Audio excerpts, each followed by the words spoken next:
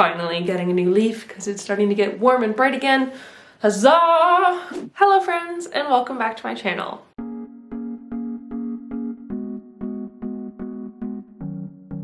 My name is Emma, and today we're going to be talking about the Monstera SP Peru. A bit of a mouthful. So most people call it just a Monstera Peru. These plants are rare-ish, but they've become a lot more popular recently, and they definitely don't come with a rare plant price tag. They're fairly accessible price-wise, which is awesome, but they are known for their insane, gorgeous, leathery, like textured leaves. They're like wrinkly. I really don't know how to describe it other than they're just lumpy. That sounds weird, but they're just kind of like dragon scaly almost. I don't know how to describe them. They're like super unique. I've never seen other plants that have leaves quite like this. They're just awesome. Who doesn't want a unique plant?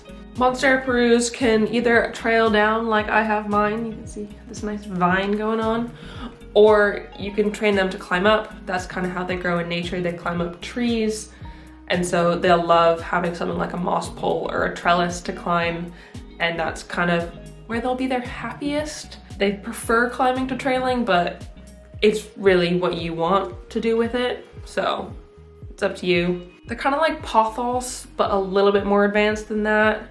They're still fairly easy to grow and like maintain, but they're just like one step above pothos in terms of like difficulty, if that makes sense.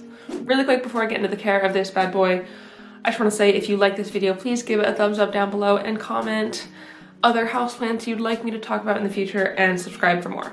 Right, now let's get into it. Monstera Perus like to be somewhat moist, but not soggy. They do not like their soil to stay drenched fully for long periods of time. I find it's best to water these when the soil is dry, about halfway down in the pot. In the spring and summer, that tends to be about once or twice a week. And in the autumn and winter, maybe like every 1.5 or 2 weeks. It really depends on the conditions you have the plant in, but just be sure that you're seeing whether it's dry halfway down before you're watering it, because any more often than that and you get root rot from overwatering, and they're not going to tolerate that, so best to avoid it. If you notice the leaves of your Monstera Peru are starting to yellow a bit, that might be a sign of overwatering, so it might be a good idea to cut back on your watering. If you notice the leaves are like super droopy and wilted, that's just the plant saying it's thirsty, so give it more water. Easy as that.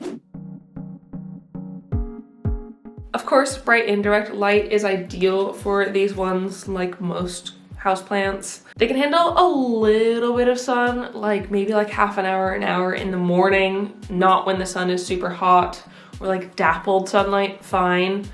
But anything longer than that, extended sunlight, it's a no-no. Their leaves will burn and they'll just generally be unhappy, so best to avoid long periods of bright sun.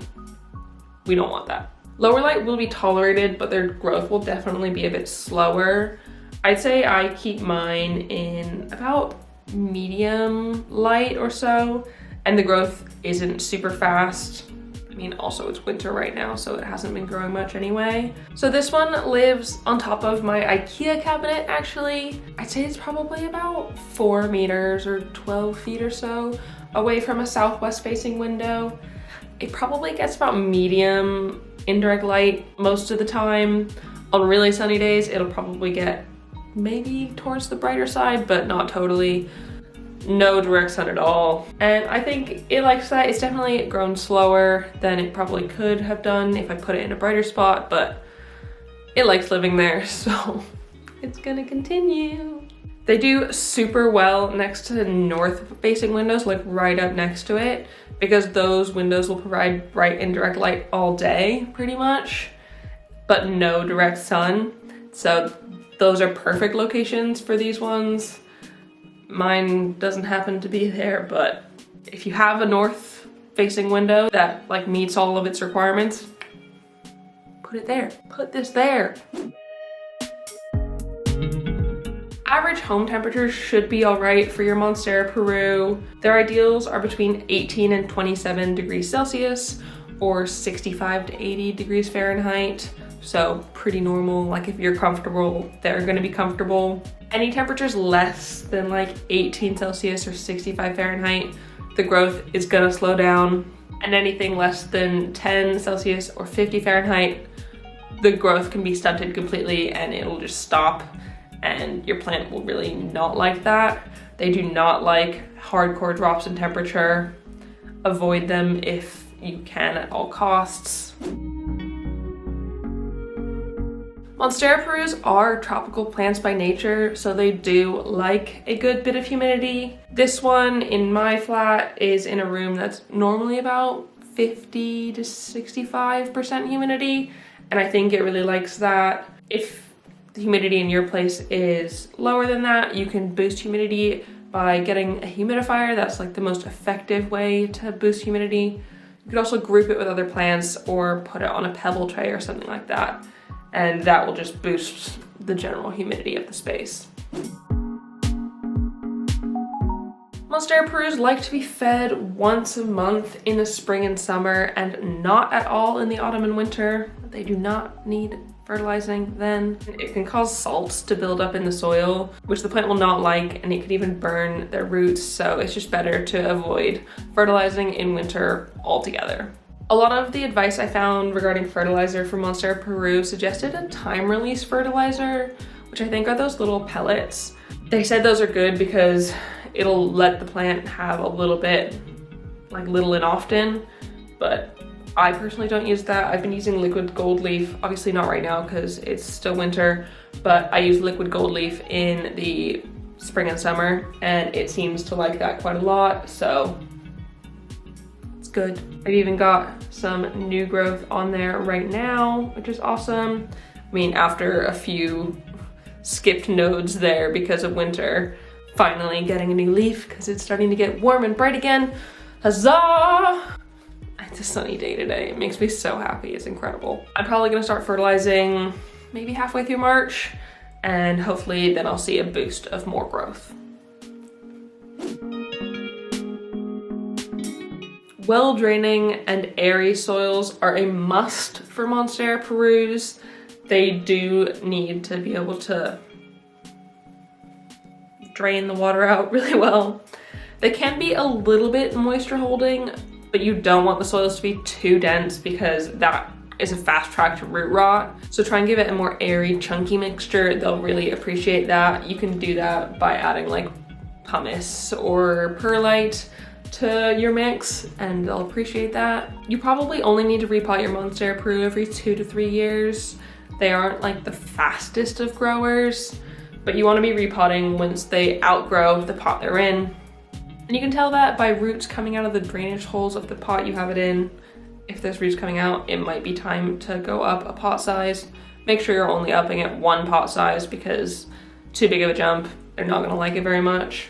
Also, when you do repot, you wanna make sure you give it drainage. Ooh, dropping stuff. You give it drainage holes. Drainage holes are so freaking important. As you can see, I do have some roots coming out, and the white stuff on it isn't mold, it's actually diatomaceous earth, because like I had a massive problem with fungus gnats for a while. But like, yeah, it might be time to repot fairly soon. But yeah, so as you can see, nursery pot, decorative pot. This just collects the water, so when I water it, I can dump it out without worrying about root rot or whatever. Also, when you repot, it's a really good time to add a moss pole if yours hasn't got one, because then it'll have something to climb. Like I mentioned earlier, they freaking love that. I'll probably end up repotting this one at the beginning of spring, and I'm gonna add a moss pole to it so I can give these nice vines something to climb up and enjoy. Because as you can see, my leaf growth has gotten a bit small, and I think that's just because of 1, low light, and 2, it prefers climbing. So if you want bigger leaves, give it something to climb and it'll be much happier.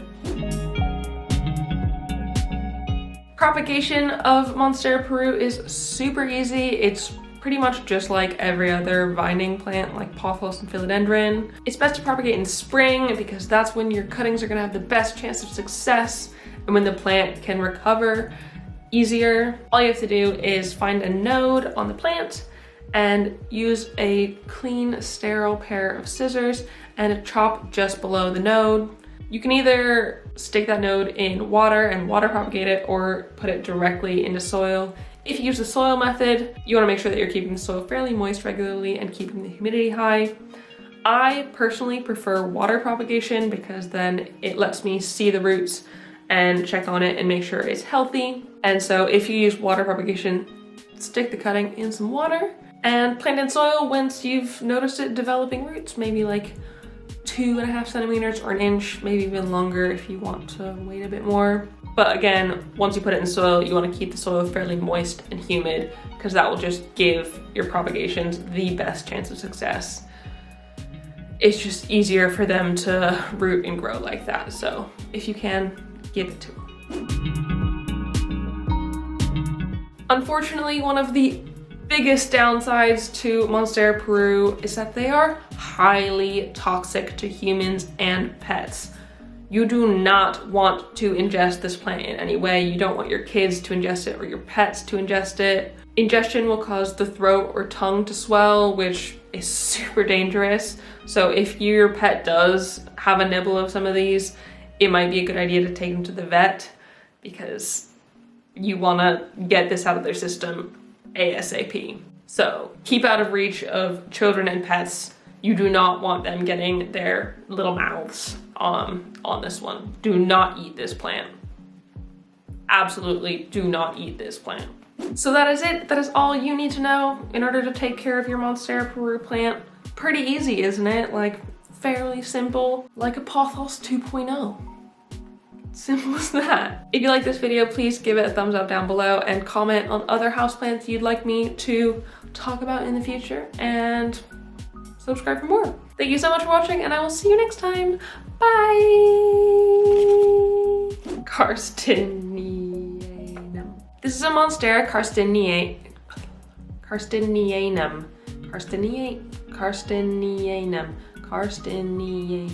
This is a Monstera Carstinianum.